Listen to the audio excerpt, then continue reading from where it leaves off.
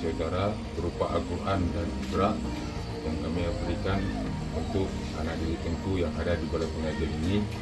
Semoga dapat digunakan sebagaimana perlunya.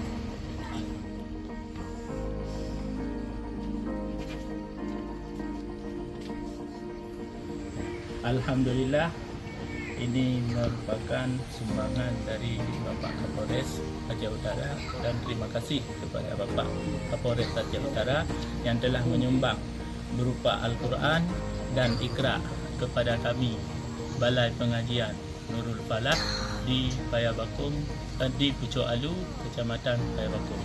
Terima kasih Pak sekali lagi. Semoga sukses selalu Pak. Terima kasih kepada Bapak Kapolres Aceh Utara.